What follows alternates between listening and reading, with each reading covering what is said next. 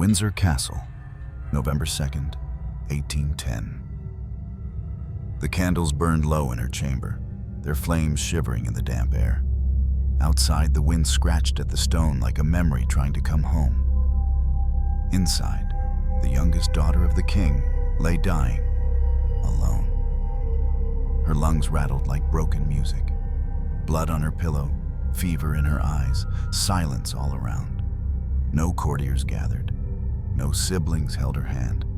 No nation wept. Princess Amelia of the United Kingdom died at just 27, in physical agony and emotional exile. Once the darling of George III, now a forgotten figure, buried beneath duty, illness, and censorship. This is not the story of a royal life. This is the story of a royal ending. Lonely, locked away, and almost erased. She was born into velvet and silence. August 7th, 1783. Royal Lodge in Windsor buzzed with restrained celebration. Another daughter for George III and Queen Charlotte, the 15th child and the 6th girl. By now, protocol had replaced excitement. Even joy had become rehearsed. But for one brief moment, the king softened. He bent low over the newborn and whispered, "My little darling." They named her Amelia. The name meant industrious. But her world would not demand labor, only obedience. She opened her eyes in a house where gold leaf lined the walls and rules lined every breath. Her cradle was watched by governesses, her cries answered by nursemaids, her first steps taken on marble floors. She was swaddled in satin and held at arm's length. The court called her Emily, a tender diminutive. But the expectations were immense. Being the youngest meant being cherished, but it also meant being controlled. By the time she could speak, she already knew how to curtsy, how to bow, how to sit without fidgeting. She was raised under the shadow of power, but not within it. A daughter of the crown, but never its heir.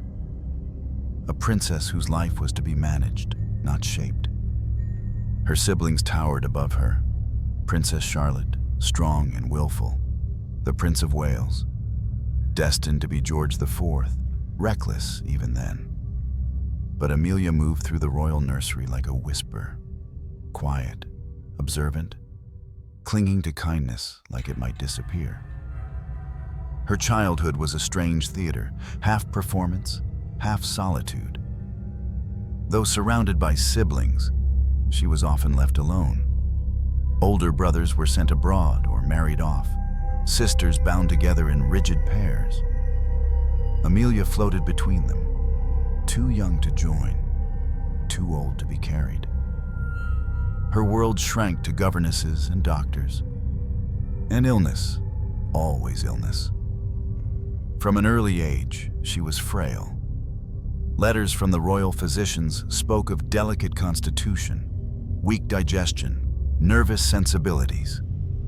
No diagnosis in the modern sense, just a constant sense that something inside her was not quite right. She grew quickly and beautifully, her features elegant and fine, but her body often betrayed her. A cough that lingered, a fatigue that never lifted. Her skin was pale even in summer, and her hands trembled when she wrote. The doctors prescribed what they always did. Fresh air, soft boiled meats, walks in the gardens, mineral waters in bath. None of it helped. The Queen, cold and practical, insisted it was nerves. The King, gentle and increasingly erratic, hovered too much. His affection could smother. When Amelia was 7, he held her on his lap and told her she was his favorite. "She is my solace," he wrote, "my little sunshine." But sunshine was a dangerous gift in that family. George III's mental health was already unraveling. Periods of lucidity followed by terrifying episodes. He would babble in manic floods of words, lose track of who was who, sometimes even bark like a dog. Amelia saw things no child should see. She saw her father collapse in rages, crying out to unseen voices. She saw courtiers whisper and withdraw.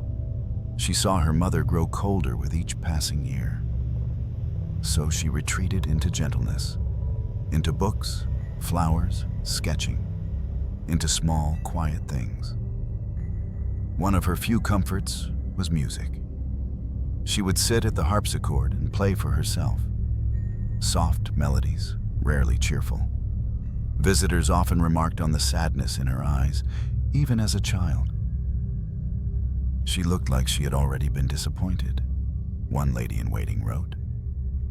And perhaps she had. The royal household was a paradox, full of grandeur, but lacking warmth. Her sisters were guarded like state secrets. None were allowed to marry freely. They were kept in gilded cages, dressed and paraded, but never let out. It was said that Queen Charlotte believed freedom corrupted women, that love was dangerous. In that house, obedience was the highest virtue, not joy, not longing. And so Amelia learned to smile without showing desire. She learned to ask for nothing, to expect nothing, to hope in silence. At age 12, her health declined again. She was taken to Weymouth for the sea air. She did not improve. At age 15, she fainted during a family dinner. The diagnosis was internal weakness. But the truth was harder to name. Her body was at war with itself, and no one could stop it. Her father visited her bedside that night. He stroked her hair and promised she would get better. She smiled and said nothing. She had already stopped believing. Amelia was now a teenager, but she was not allowed to grow, not as others did. Her life was managed, her letters reviewed, her movements scheduled. She was royal, but she was not free. And yet, within that world of velvet curtains and doctor's visits, she began to feel something new, a flicker of rebellion, a longing that would soon put her at odds with the family she loved and feared. That rebellion had a name. But before the heart could speak, the body would remind her she was fragile. Every step forward was shadowed by weakness. Even in her youth, the palace corridors were colder than any sickbed, and the smallest freedoms cost more than she could afford. The child who had been born into privilege now stood at the edge of adolescence, coughing into handkerchiefs, dreaming of a life she would never be permitted to live. And still, the court called her Dear Emily. But even then, she was already disappearing. In the great drawing rooms of royal estates, everything whispered. The rugs muffled footsteps. The portraits watched without blinking. The chandeliers held their breath. And somewhere in the hush, Princess Amelia grew up. She lived not in a home, but in a system, a network of courtiers, physicians, rules, and expectations. Every door had a guard, every gesture had a purpose. Behind the splendor, the air was thick with control. Her world was golden, but it did not glow. From the moment she opened her eyes in the morning, Amelia's life followed a script. Her dresses were chosen for her meals were measured, her letters were censored. Even her expressions were studied. A princess was expected to be composed, smiling, silent. And Amelia, even in her most vulnerable hours, obeyed. She did not laugh loudly. She did not cry in public. She did not speak unless spoken to, and over time, she simply spoke less. Her mind was quick, her handwriting neat, her French fluent. But what did any of that mean in a palace that prized stillness over substance? Her tutors praised her, but no ambitions were nurtured. A princess was not meant to become something. She was meant to be something. Pleasant, obedient, invisible when inconvenient. And Amelia, kind, sensitive Amelia, felt every inch of that invisibility. She watched her older sisters, Augusta, Elizabeth, Mary, kept unmarried into their 30s, watched over like delicate heirlooms. Courtiers speculated, but the truth was simple. Queen Charlotte had no intention of letting her daughters go. To the Queen, marriage was not about love, but about dynastic bargaining. And none of her daughters, especially not Amelia, were considered valuable enough to trade. So they remained, sequestered, growing older behind closed doors. At first, Amelia thought it strange. Then she thought it cruel. Then she stopped thinking about it at all. Because to dwell on what you cannot change in the royal household was to suffer without end. Still, she yearned. Not for rebellion, but for connection. A conversation not rehearsed. A friend not appointed. A day not planned down to the minute. But the palace was no place for yearning. One former lady-in-waiting wrote, "No one ever told us, you cannot love." But they arranged life so tightly around us that love became an impossibility. That was Amelia's world. A palace of polished floors and endless corridors where intimacy had no place and emotions were dressed up in ceremony. She spent long hours in her sitting room, reading novels that hinted at freedom, Austen, Burney, Radcliffe. Her favorites were always the ones where the heroine's heart won over duty. And yet, Amelia closed each book with the same quiet ache. This is not for me. There were outings, yes, to Brighton, to Weymouth, to Bath. She smiled at the right people, danced when told. Her beauty drew admiring glances, her skin like porcelain, her eyes soft and melancholy. But beneath the ribbons and diamonds, she was always slightly elsewhere. She was the quietest presence in any room, one guest recalled. But when she looked at you, it was like she saw straight through the velvet. That clarity of emotion, of grief, was both her gift and her curse. She noticed everything. Her sister's silent resignations, her mother's frostbitten affection, her father's tremors, her own heartbeat rising and falling with every disappointment she could not name aloud. She wrote in her journal, "I long for something gentle and real. I long for someone to say the truth plainly." But the truth was not spoken in royal chambers. It was managed, spun, hidden under brocade. Even her illness was shrouded in ambiguity. The official court statements described her as delicate in health, resting under advisement. But behind the scenes, the symptoms grew. Lingering fevers, pain in her joints, a persistent cough that no medicine touched. Still debated by historians, her condition may have been tuberculosis or porphyria like her father. Whatever it was, it worsened with time and with sorrow. And sorrow came quietly, in pieces. She was forbidden to speak of certain things, forbidden to ask about others, forbidden even to travel without her mother's permission. The palace did not shout at her. It excluded her. That was the sharper blade. At court dinners, she was too ill to attend. At family gatherings, too delicate to speak. She became slowly a shadow, still present, still loved in a way, but no longer seen clearly, and no one offered her a way out. The queen, rigid and orderly, saw emotion as disorder. She insisted on structure, efficiency, survival. To her, Amelia was not suffering. She was simply in need of discipline. But Amelia was not weak. She simply had no space to be herself. Every attempt at expression was met with silence. Every request with delay, every glimmer of resistance with gentle suffocation. She was always cared for, but never truly heard. Even her letters, her most personal outlet, were reviewed before being sent, occasionally censored.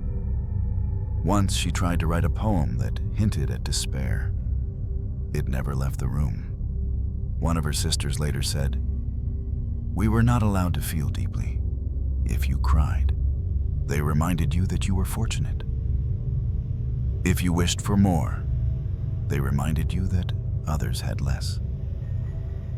Gratitude was a cage with golden bars. In such a place, what could Amelia do but retreat inward? She found solace in gardens, in sketches, in the color blue, in the moonlight on her bedroom ceiling, in the way music could say what words could not. And then, as if conjured by her longing, someone arrived. A presence. A man. Not yet love, but something like hope. That hope would not last, but for now, it shimmered, fragile and quiet, at the edge of her world. For a moment, Amelia dared to look toward the future. Not as a daughter, not as a patient, but as a woman with a heart. And the palace, cold and watchful, began to stir. The silence would not last forever. He was not a prince. He was not a diplomat. He was not chosen by the crown. But he made her laugh. Major Charles Fitzroy, a gentleman of the royal household, was tall, composed, and spoke with a gentle honesty that felt rare in the echoing world of the court. Assigned to attend her during her long convalescences in Weymouth and Windsor, he was, on paper, nothing more than a companion, a trusted officer of the king. But to Princess Amelia, he became something more. Not all at once, not publicly, but steadily and dangerously. She was 17 when the warmth began, not a blaze, but a slow kindling. Conversations that lingered too long, glances not meant to be noticed, a kindness that wasn't rehearsed. He listened when she spoke, not out of duty, but out of interest. He asked her what she thought of the novels she read, what flowers she preferred, what places she dreamed of seeing. He called her Miss Amelia when no one else was near, a name stripped of title, full of gentleness. And she, sickly, stifled, used to being managed, felt seen. For once, she was not a princess, not a patient, not a symbol of dynastic expectation. She was just a girl, a woman, with a heart that ached to be known. It is unclear how far their relationship went. No public declarations were made, no formal letters survive. The Royal Archive holds little that names him directly. But her surviving correspondence, heavily censored and filtered through handlers, hints at a bond that mattered deeply and broke her deeply. In one surviving letter, she wrote to her friend, Lady Albinia, "I feel the hour pass more gently when I know he is nearby. He brings a comfort I dare not speak of aloud." It was a dangerous comfort, because Amelia, as the daughter of the king, could not marry without royal permission, and no such permission would be given. Not to a man beneath her rank, not when her sisters were still unmarried, not when she was ill. But her heart didn't care about policy. Neither did his, it seems. Charles Fitzroy, though respectful and restrained, remained close. He was with her in Weymouth. He accompanied her on walks. He brought her books. He helped her write letters. Their connection grew in quiet corners, behind hedges, in hallways, during carriage rides where others pretended to sleep. And soon, It was love. Not the kind paraded before diplomats, not the kind that made alliances, but the kind that happens when two wounded people find in each other something gentle. It was a love without future, and they knew it. That knowledge became a bruise that never healed. Some historians believe that Amelia asked her father to let her marry Charles, that she pleaded, not for pomp, not for a royal wedding, but for a life, a small, quiet life. And it is said that George III, in one of his lucid moments, considered it. But Queen Charlotte was immovable. To her, the marriage would be a scandal, a breach of protocol. Amelia was too young, too ill, too royal, and so the answer was no. Not shouted, not debated, just no. The king, increasingly unwell, could not fight her. Parliament would not interfere, and Charles Fitzroy, though devoted, could not challenge the monarchy. The relationship was ended, gently, officially, fatally. He was reassigned. Amelia was moved, first to Weymouth, then later to Windsor. Their letters vanished. Their time together was reduced to memory. She stopped smiling. She grew pale again, wrote one observer. She would stare out windows for hours. The court thought it was her illness worsening. Perhaps it was. But those close to her knew her heart had been broken, not just by the loss of love, but by the loss of hope. It wasn't just Charles she lost. It was the realization that her life would never be hers. From this point forward, her body weakened faster, whether from grief or from the progression of her disease. No one could say. But there was a visible change. She moved less, ate less, spoke less. Her letters took on a strange quietness, measured, polite, almost hollow. One surviving line reads, "The days pass gently, and I ask for very little, only that I am not forgotten when I am no longer here." Charles did not marry anyone else. He remained in royal service until his death. Some accounts suggest he wore a ring that once belonged to her. Others say he visited her grave years later, in secret. But these details, like their love, are hard to prove. So much was erased. The royal family never acknowledged their connection. It was easier to pretend it had never happened. But Amelia remembered. Until the very end, she kept a miniature portrait of him in a locket. Some say she asked to be buried with it. Others say the queen removed it before the burial. We do know this. She wore a mourning ring. Inside it was a strand of his hair. Her sisters knew. They whispered of it in letters never published, of a love denied, of a life unchosen. And so Amelia, Princess of the United Kingdom, lived the rest of her days with a soft grief lodged inside her, like a bird caged too tightly, wings bruised from the fight to be free. She was not defiant. She did not rage. But something inside her stopped blooming. The royal court said she was melancholic, but they never asked why. They never asked what happens when a woman's heart is ruled by a crown she cannot wear and a love she cannot keep. They never asked what silence costs. And she, faithful, fragile, still so young, simply bowed her head and carried it. Until her body began to follow her heart into collapse. Love faded. Her world shrank, and soon her body followed. By the time Princess Amelia turned 20, the cough was no longer occasional. It scraped at her ribs like a dull blade, leaving blood on her handkerchiefs. Her appetite disappeared. Her limbs weakened. Even her voice, once soft and sweet, began to tremble with exhaustion. She tried to hide it. She had always hidden things. But this was different. This time, the illness refused to stay invisible. The royal physicians were summoned, first one, then two, then entire teams. Letters flew between Windsor, Kew, and London. The king's own doctor, Sir Henry Halford, examined her. His notes, preserved in the royal archives, speak delicately. Her Royal Highness appears to suffer from symptoms consistent with tubercular decline, compounded by nervous strain and melancholy. Tuberculosis.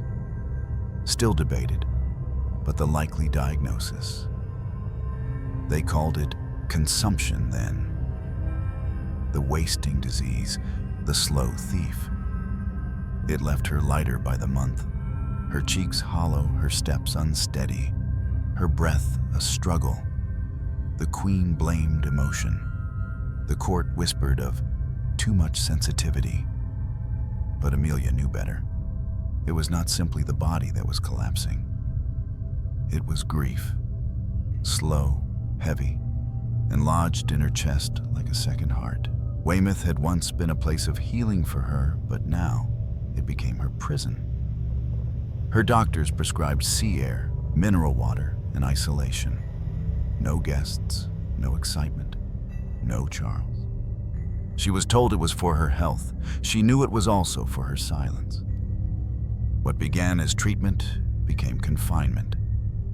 She was moved to Cranbourne Lodge, tucked deep in Windsor Forest, secluded, serene, and far from the court. A country retreat, the officials called it. But it might as well have been exile. "I am very quiet here," she wrote in one surviving note. "The trees are kind. They do not require anything of me." She was 23. Most women her age were married, dancing at court, or traveling across Europe. Amelia stayed indoors, wrapped in shawls, even in spring. Her days blurred. A short walk in the garden, a weak tea, a visit from a lady-in-waiting, another night of coughing into her pillow, and always the silence. She missed her siblings, though few were allowed to visit. Letters from her sisters, especially Princess Mary, were carefully screened. Even her own replies were often intercepted and softened. The royal family had long mastered the art of editing pain. She was never told directly that she would not recover, but she could read it in their eyes. The Queen visited rarely, once a month, sometimes less. Each visit felt colder than the last. Practical questions, clinical observations, no comfort, no embrace, just, "You must be strong." The king was changing. George III, her father, her old confidant, had begun his slow descent into madness. He came in and out of lucidity like a candle flickering in wind.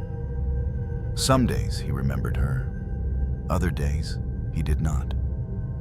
Once he spoke to her as if she were her mother. Another time he wept beside her bed and begged her not to die. The grief was mutual but unfixable. Amelia began to withdraw even from herself. Her journals became sparse, her sketches more abstract. Flowers with no stems, rooms with no doors. Her health spiraled. She could no longer walk unaided.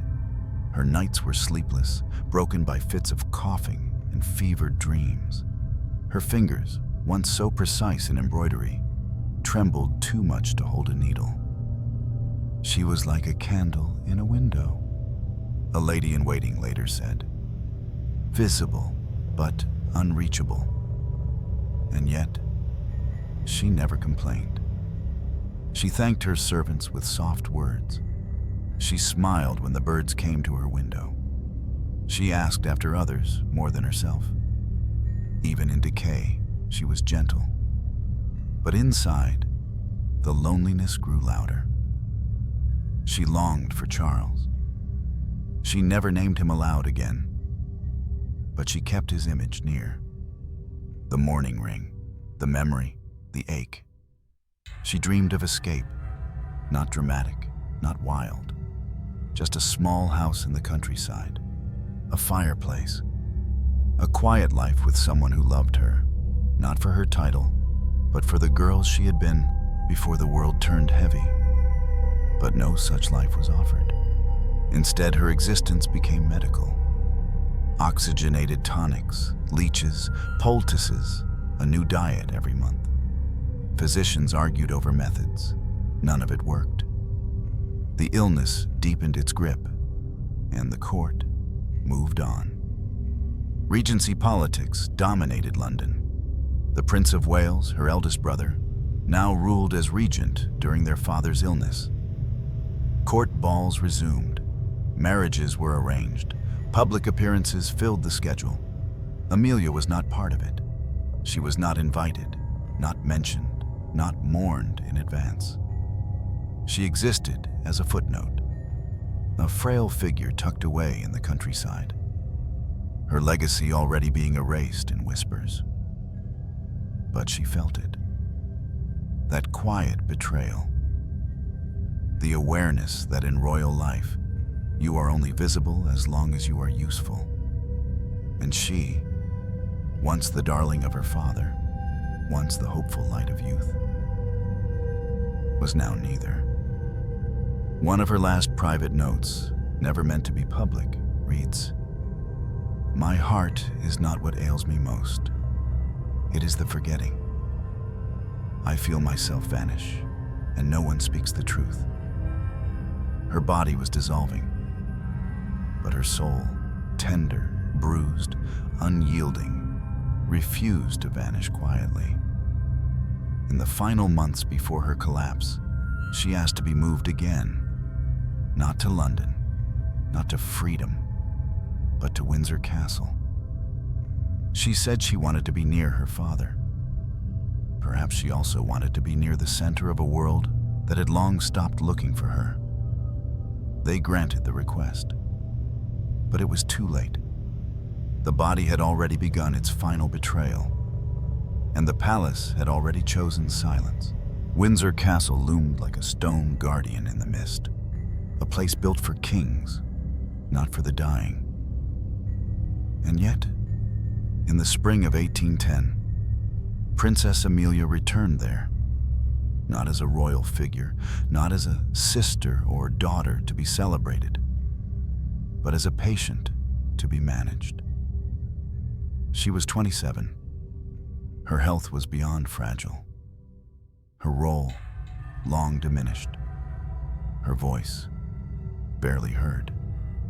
They called it protection, but what they meant was containment.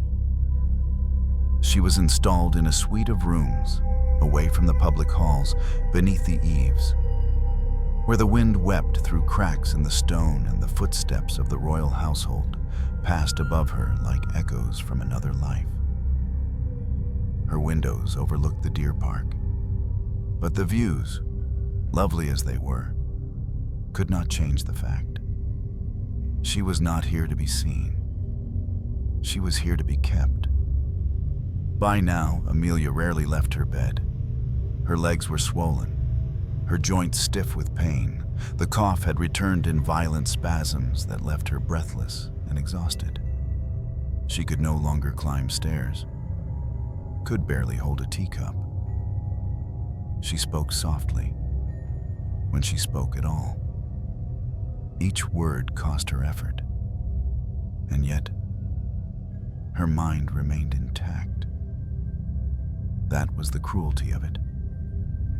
Her body collapsed, but her awareness remained sharp. She noticed every creak of the door, every change in her attendant's tone, every time her letters were returned unsent. She knew what was happening.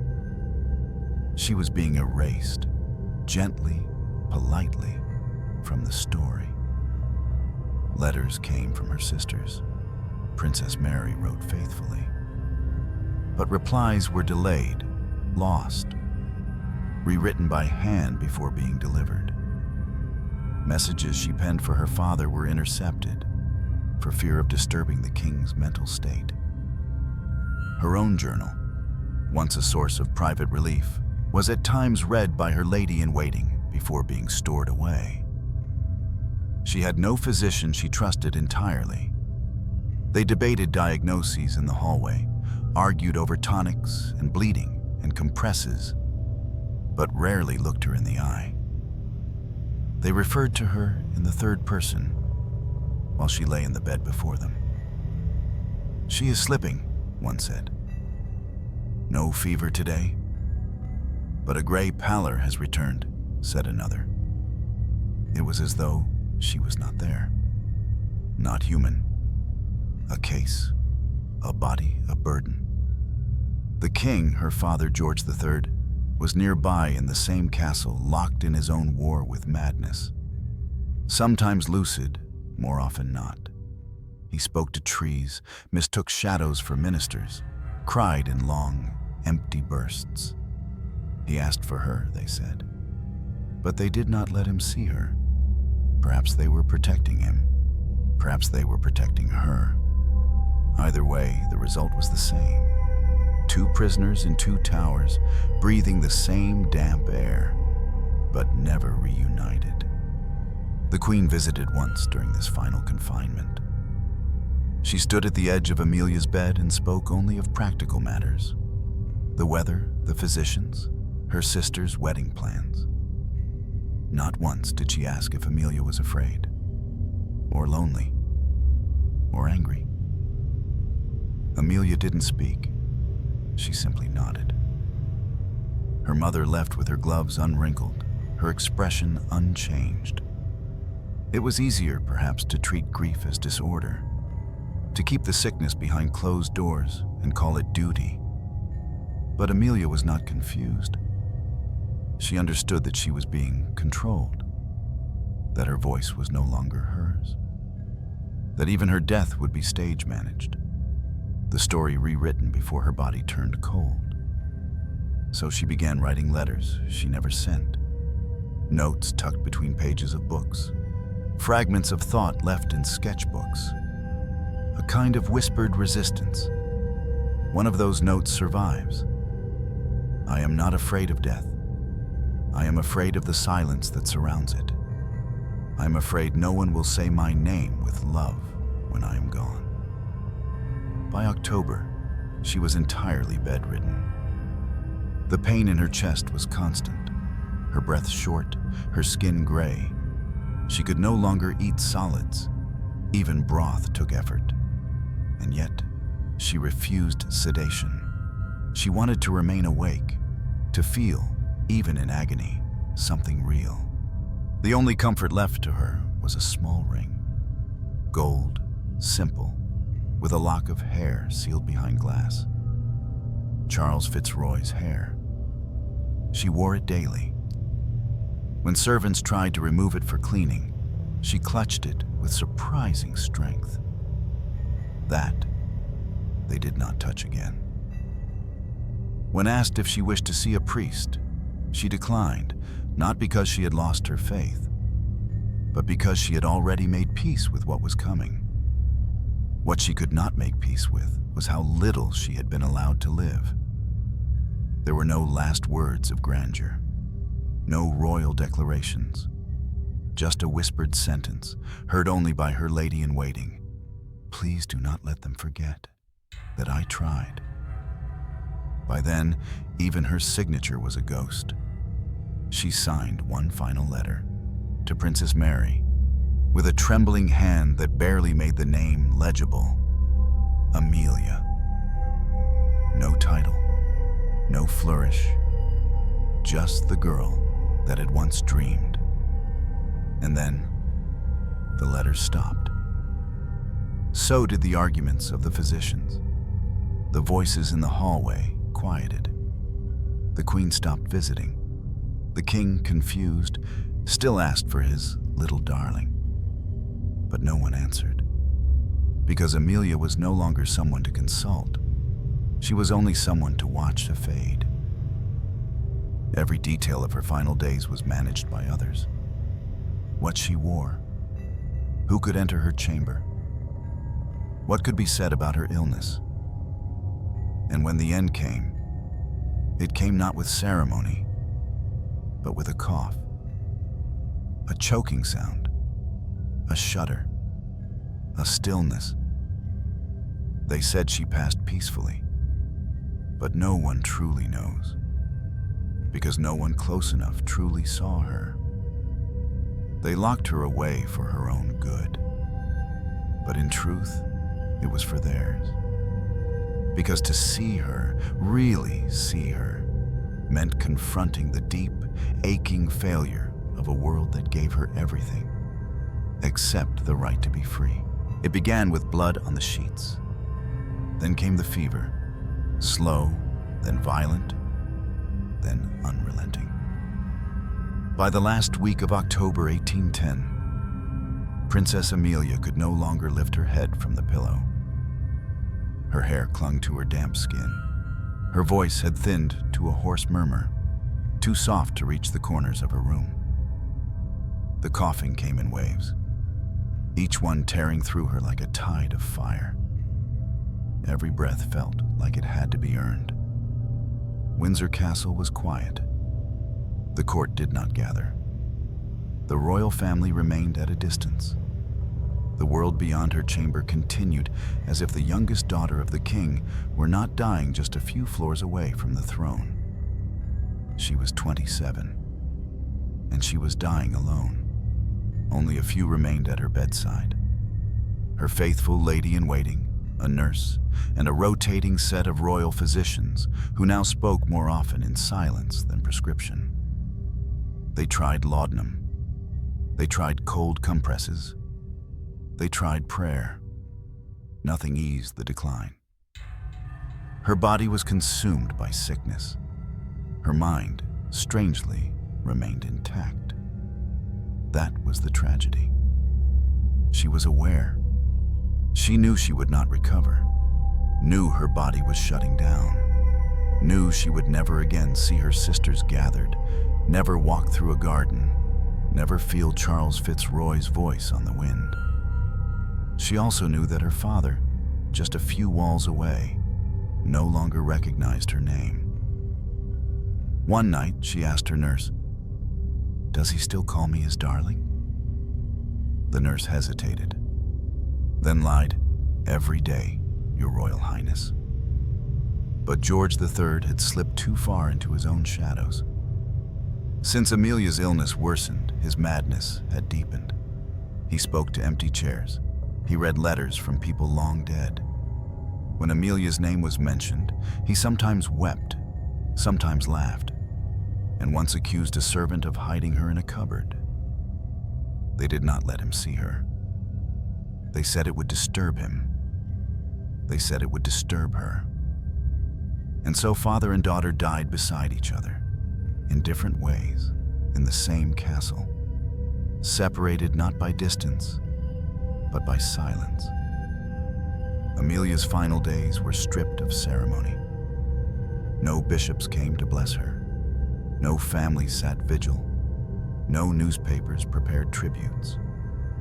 Only the cold tick of a clock and the hollow rhythm of her breath. Her skin became translucent. Her eyes rimmed in gray. The pain in her limbs was unbearable. Likely a complication from tuberculosis spreading to the bones. When touched, she winced. When spoken to, she blinked slowly, as if the weight of listening cost too much. Once, briefly, she asked to sit by the window. She was carried there, swaddled in layers. She looked out toward the trees, then whispered, "They are still here, and so am I." That was her last sentence that made sense. The days blurred. She drifted in and out of sleep, murmuring names, Mary, Charles, her old nurse. Once she called out for Papa, then fell silent for hours. And then, early on the morning of November 2nd, 1810, the breathing changed. It came slower, more ragged, a sound like wind scraping through a hollow pipe. Her lady-in-waiting held her hand. The physician stood back, knowing there was nothing more to be done. The nurse whispered a psalm. And as the light broke over Windsor's towers, the youngest daughter of the king took her final breath. No royal gunfire announced her passing. No bells rang. No crowds gathered in mourning. Princess Amelia was dead. At 27, she had been the brightest light of her father's affection, and the one most quietly extinguished by the crown. Later that morning, the court issued a brief statement. Her Royal Highness, the Princess Amelia, departed this life after a long and painful illness, born with grace and dignity. The royal family grieves in private, but few believed it. The truth was that her passing was inconvenient. Her death threatened the stability of a royal family already cracking beneath the strain of a mad king and an unpopular regency. The Queen did not attend the moment of death. The Prince of Wales, now Prince Regent, offered no public appearance. Her sisters grieved in silence, their sorrow folded into lace letters and unsent poems. The only genuine grief came from her father. When George III was told, gently, cautiously, that Amelia was gone, he did not scream. He shattered. He refused to eat. He refused to speak. He retreated so deeply into madness that some claimed Amelia's death was the final fracture. In his moments of rare clarity, he asked over and over again, "Where is my darling? Where is my Emily?" But she was not there. She had been laid out in her white gown, her ring still on her finger, the one with Charles Fitzroy's hair, her hands folded, a sprig of lavender near her collarbone. There were no grand processions. She was buried quietly in St. George's Chapel, within the grounds of the very castle where she had wasted away. Her tomb was marked simply, no elaborate statues, no towering inscriptions. The girl who had once dreamed of freedom, of love, of life beyond palace walls, now slept beneath them, and the world barely noticed. Her name did not dominate newspapers. Her memory did not shape poems. Her legacy was not claimed by the state. She was not a queen. She was not a scandal. She was simply a daughter, loved in private, erased in public. And though her body was still, the silence that surrounded her death would echo far louder than any tribute. Because in that silence lay the truth, that a crown can protect, but it can also bury. That duty can become a cage. That sickness, when mixed with sorrow, does not ask permission before it takes everything. And that sometimes the most heartbreaking deaths are the quietest. The king did not scream when they told him. He stared, vacant, blinking, at the chamberlain, as if the words had not reached him. And then, very slowly, he closed his eyes. "She is not dead," he said. "She is only sleeping." But Princess Amelia was not sleeping. She had died 3 days earlier, her lungs drowned in blood, her soul dissolved into silence. And George III, her father, the monarch once praised as moral, diligent, and restrained, could no longer distinguish between the living and the lost. Amelia had been the last tether. He had called her "my darling" since the day she was born. "My solace," he once wrote, "my balm in storm." And now, that balm was gone. The final fragile link between him and the world had snapped. In the days following her death, his madness accelerated like a runaway carriage. He refused to see visitors. He refused food. He cried in the early mornings and raged at the sun by evening. He insisted she was still alive, that she wrote to him daily, that he had seen her in the garden just yesterday. The court tried to protect him from the truth. But truth, when denied, becomes poison. And it coursed through the king's mind like fire in dry wood. George III had suffered from mental illness for decades. Episodes of delirium, paranoia, and incoherent speech had come and gone since the 1780s. Doctors now believe he may have suffered from porphyria, a rare metabolic disorder, though this is still debated. Whatever the cause, the result was terrifying. A sovereign once lucid and paternal becoming unrecognizable, possessed by voices only he could hear. After Amelia's death, he slipped fully, finally, into that darkness.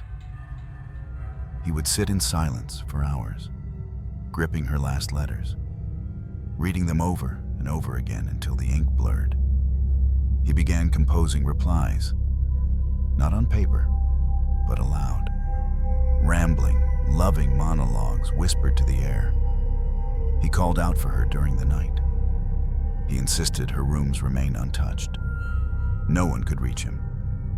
His doctors, cautious and exhausted, reported that his mind was unfixed, that he was alternating between catatonia and raving, that the late princess's death appears to have unmoored what faculties remained. Indeed, even the queen withdrew.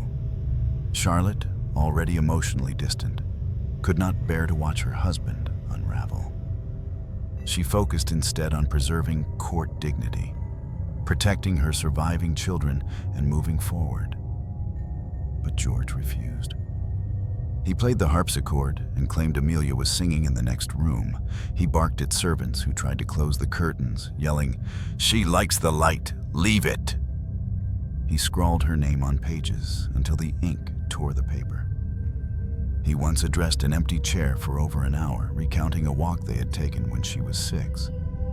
1 foot in reality, 1 foot in mourning. Until finally, both feet stepped through the door. By Christmas of 1810, less than 2 months after her burial, the king was declared unfit to rule. Parliament passed the Regency Act, transferring royal authority to his eldest son, the Prince of Wales. The nation, long uneasy with their monarch's instability, now had legal confirmation. George III would never truly return. He lived for 10 more years, blind, deaf, and mad, wandering the rooms of Windsor Castle like a ghost in his own reign. He had moments of lucidity, but they never lasted. When asked what he remembered of the past, he sometimes replied, "I remember her. I remember my Emily." In a rare surviving note, scribbled in uneven lines, he wrote, "She was too good for us. That's why God took her back. But I was not finished being her father." That sentence, so raw, so unguarded, never made it into official court history. But it survived. Because even in madness, even when the crown had slipped entirely from his mind, George III clung to Amelia. Not to politics, not to power, not to Parliament, but to the memory of the daughter who had soothed his pain, written him gentle letters during his illness, and kissed his hand when others feared him. She was the last warmth in his unraveling world. And when she vanished, he followed. Not in body, but in mind. Those who served him in his final years described a haunting routine. He would walk with a cane around Windsor's courtyards, muttering softly. He would sit beneath an old yew tree and hum lullabies no one recognized. He would ask the staff, "Have you seen her? Have you seen my Emily?" One evening, he sat by the fire and whispered, "I will see her soon." she is just on the other side of the curtain. And perhaps, in his broken way, he was right. Because for the last 10 years of his life, George III ceased to be a king. He was no longer a ruler, no longer a father to the state. He was simply a father in mourning, uncrowned by grief, unmade by silence. And though the palace resumed its ceremonies and the Regency advanced its politics, no one dared say aloud what they all knew to be true: that it was not war, nor illness, nor revolution that had truly ended the reign of George III. It was the death of his daughter, the quietest of his children, the one they had hidden away, the one he could never let go. While the king mourned in madness and Amelia rested in silence beneath the stones of St. George's Chapel, the machine of monarchy kept turning. The year was 1811, and the Regency Act had taken full effect. George, Prince of Wales, now governed as Prince Regent, acting in place of his incapacitated father. The transition was smooth, efficient, bloodless, and chilling. Because even as the nation stood at a precipice of political transformation, no one spoke of Amelia. Her name was not engraved into the public ceremonies that followed. Her portrait was not paraded through Parliament as a symbol of the late king's sorrow. No statues were erected, no streets renamed, no mourning coins minted. She had been a daughter, not a future queen.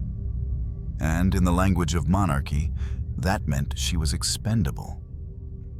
The Prince Regent, always concerned with reputation and fashion, offered a brief statement acknowledging the loss of a beloved sister. It was published in one London paper. He never spoke of her again. Behind closed doors, he was said to be irritated, not by her death, but by the disturbance it caused in the already delicate balance of his regency. The king's madness had made him a ruler. His sister's passing had risked pushing their father deeper into collapse. It was a complication, not a tragedy. To the royal system, Amelia had outlived her usefulness. She could no longer marry. She could no longer charm the public. She could no longer support dynastic alliances. And she had died without scandal, which meant she did not even serve as a cautionary tale. So the palace moved forward, as it always did, erasing the inconvenient, polishing the legacy, and rehearsing the next ceremony. Within weeks of her burial, Amelia's rooms were cleared, her dresses donated, her books redistributed among ladies-in-waiting, her personal effects stored in boxes with no clear inventory. Even her letters, dozens of them, were intercepted by the Royal Archive and reviewed for suitability. Some were kept, many were destroyed, especially those hinting at grief or at Charles Fitzroy. His name was never officially linked to her, not even in private court documents. The royal narrative preferred to paint her as a gentle spirit, not a woman who had loved beneath her station. And so, Fitzroy disappeared too. He was quietly reassigned to a less visible post. He remained unmarried for years, and when he finally did marry, it was not mentioned in relation to Amelia. He died decades later, his personal papers mostly burned. One letter, unsigned, undated, was found among his effects. It simply read, "I keep her ring close. I was never truly mine again after she left." No one outside the family ever saw it, because by then, Amelia had been folded into royal myth, not remembered as she was, but flattened into an image of quiet obedience. A footnote in biographies of George III, a soft sigh in historical timelines. In official accounts, she became the king's favorite daughter, the most delicate of his children, and a princess taken too soon. All true, and all carefully incomplete. The Regency era, which had just begun, had no room for such nuance. There were wars to win. Napoleon still loomed over Europe. Trade, politics, and diplomacy surged forward. The monarchy needed strength, not sorrow. The Prince Regent surrounded himself with artists, architects, and mistresses. The lavishness of his court was deliberate, a counterweight to the sadness of the past. A golden curtain pulled over the faded gray of his father's reign. In public, Amelia's death faded almost instantly. In private, her sisters mourned more honestly, but even they were silenced by proximity to power. Princess Mary wore black for months, but was discouraged from speaking of Amelia in letters. Princess Sophia reportedly kept a lock of her hair in a locket she wore until her own death. But mourning in the royal household was always performed on a schedule. After 6 months, it was over. The chapel was cleaned. Her name was no longer spoken at dinners. Her portrait was moved to a lesser hallway. Even the king, in his madness, was told to stop asking. At one point, in a rare lucid hour, George III looked up from his tea and asked, "Did we have an Emily? A little girl with curls?" The physician nodded. "A long time ago," he said gently, "but she is gone." The king frowned, then whispered, "Then I shall go too." But he didn't. He lingered, and so did Amelia, in fragments, not in state documents, not in official histories, but in scraps. A mourning ring kept by a lady-in-waiting, a sketchbook discovered in an attic decades later, filled with faded drawings of flowers and windows. A draft of a letter, never sent, addressed simply to C. She remained only where the system forgot to erase her. Even her burial was quiet. St. George's Chapel holds her name in a modest inscription, but no grand tomb proclaims her story. Tourists walk over her grave each day, unaware that beneath their feet lies the memory of a princess who was never allowed to live as herself. It was as though she had never happened, a ghost in her own time. And still, the political world carried on. Balls, coronations, treaties, victories. New daughters were born. New scandals came to distract the nation. The story of a quiet girl locked away in Windsor became an old sadness, whispered now and then by servants, and soon not even that. Because in the monarchy, grief must be brief.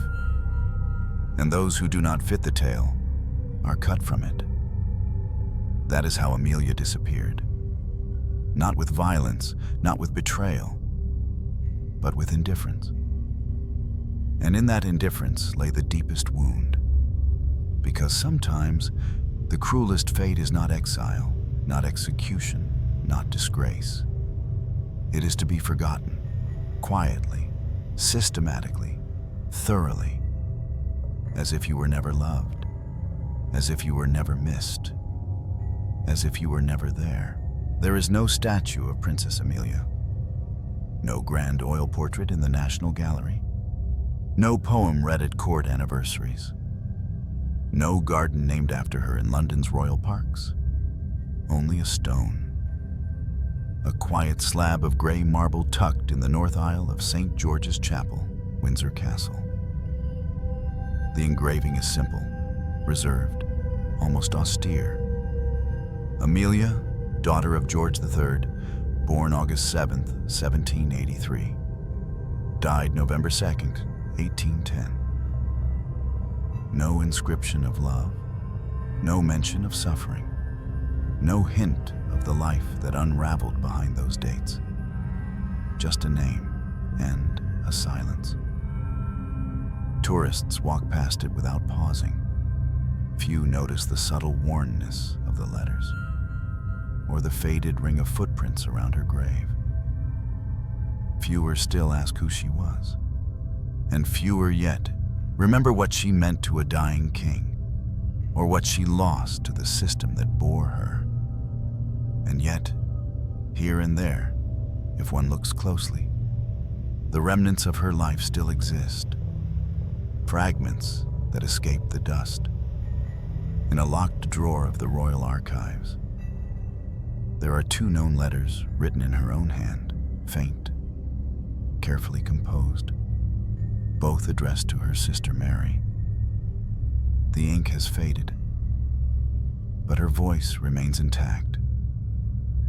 Do not let them forget that I loved, that I dreamed, that I wished for something small and gentle and good, even if I was never allowed to reach it. Elsewhere, in a drawer of forgotten trinkets, catalogued only by number, there rests a mourning ring.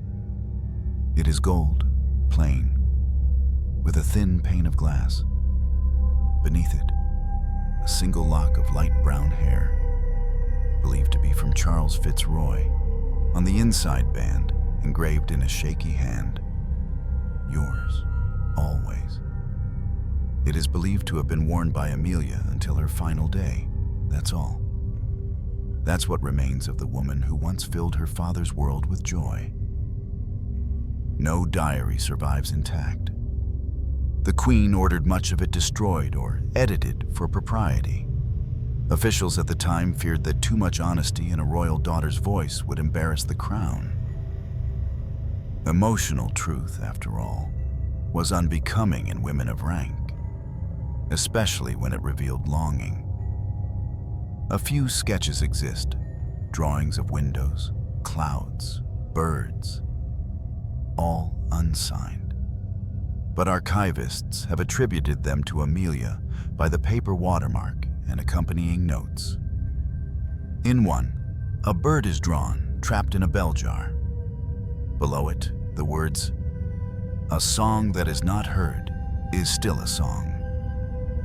There are no public records confirming her request to marry Charles Fitzroy, but letters from the time suggest a suppressed petition, a decision made, a voice silenced.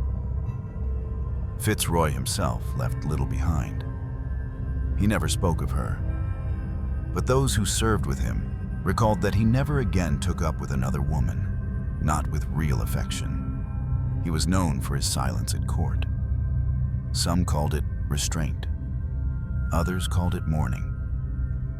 There's a legend, unverified, that he would walk alone to her grave every year on November 2nd, long after others had forgotten. That he once placed a white rose on her stone and whispered, "I remember everything."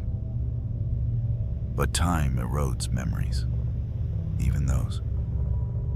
The British monarchy, for all its rituals and spectacle, has always had a talent for forgetting what it no longer needs. And Amelia, in the official record, became just another daughter in a long line of daughters. Her story is rarely taught, her illness rarely named, her love never admitted. She is remembered, if at all, as the one whose death drove the king mad. A footnote to his fall. But she was never a footnote in her own life. She read, she wrote, she loved. She felt pain no crown could soothe. She bore the weight of expectations that were always just out of reach. She asked for little and was given less. Most tragically, she was never truly free. From birth, her life was scripted, not with cruelty, but with rigidity. She was protected, so much so that she could not breathe. She was cherished, so quietly that no one heard her cry. She was guarded until there was nothing left to guard. And then she died, and the guards walked away, and the script closed. What remains is not a legacy, but a question. Who was she? when no one was watching? Was she more than the frail daughter? More than the secret lover?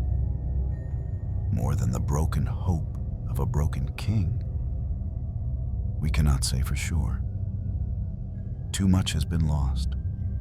Too much was erased. But if you listen, truly listen, in the stillness of St. George's Chapel, or in the pages of an old book she once held, or in the half-finished sketch of a bird trapped beneath glass, you might hear her voice. Quiet, wounded, unforgotten. Not in the official archives, not in the pages of royal history, but in the margins, in the dust, in the places where names were never meant to survive, but did. History rarely mourns the quietly broken. It remembers the victorious, the scandalous, the crowned and uncrowned who shouted as they fell.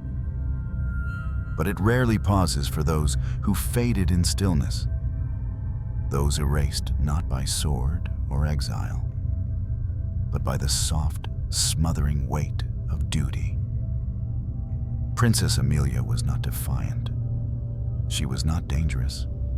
She did not rebel, run away, or set fire to the institution that caged her. She simply hoped. And then quietly, she stopped hoping. She was protected from the world, from choices, from scandal, from herself. Protected until there was nothing left of her to protect. Her life became a soft prison lined with velvet and tradition. No chains, no gallows, just silence. And in that silence, we see the true cruelty of her world. She was told she mattered, yet her voice was filtered. She was told she was loved, yet her heart was censored. She was told she was royal, yet denied the right to shape her own life.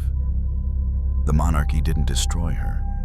It withheld her from herself, from the world, from the man she loved, from the father who needed her most, from the history that might have remembered her. And what was the result? A daughter who died young, a king who went mad, a legacy that dissolved like breath on glass.